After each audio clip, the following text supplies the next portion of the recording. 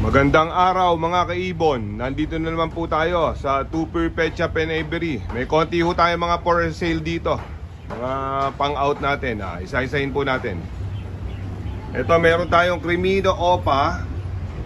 Ito, no DNA ito. Ay, napakaganda ho ng markings niyan. Crimino Opa line po yan. Sa kapa at saka build ng katawan, ang tingin ko ho, female siya eh. No DNA ho. No DNA, bibigay ko na lang ho ng 5,000 yan. 5K na lang po. Crimino Opaline. Dito may mga Inoline po tayo na Opaline. Ayan. Yung mga hindi umabot, ayan, kakaunti lang ho to. May next batch tayo siguro mga after 1 week po uli. Pakonti-konti po ngayon ang pababa natin. Ito, 600 each. Sa Opaline na ano, sa Opaline na Torque tsaka Mauve. Dun ho sa Par Blue Opa, 800 each. Ayan, 800 each yung Par Blue na Ino na yan.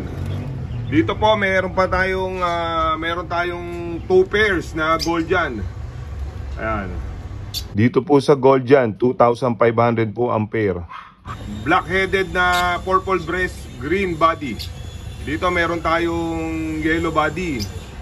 Yellow body ho to na red-headed yung cock. Yung female ho, orange-headed. Purple breast din po yan.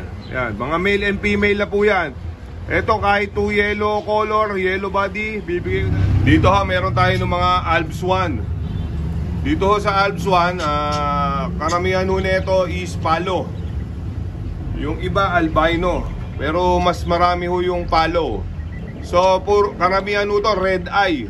May naligaw lang ho isang hindi red eye dyan. The rest po, red eye lahat yan. Ibibigay ko na lang po ng 300 each yan. Ano. Palo Alps 1, 300 each. Dito meron ho tayong nag-iisang black chick. Ito pure black chick po to ha.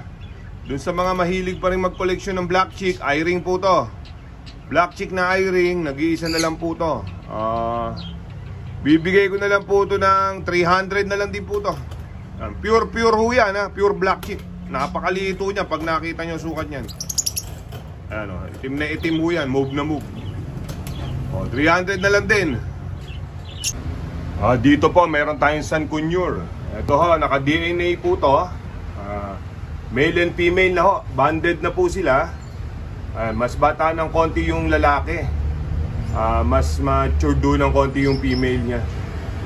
DNA female po yan, yung nasa harapan ng camera. Yung pong nasa likod, DNA cock po yan.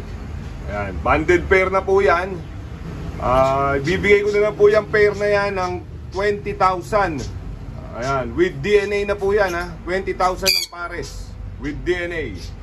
Yung pong kapares niya, mga ilang buwan lang po yan. Pag nag-mold po yan, magiging mas matingkad na rin po yung kulay niyan. Magiging yellow and red din po yung lalabas na color niyan.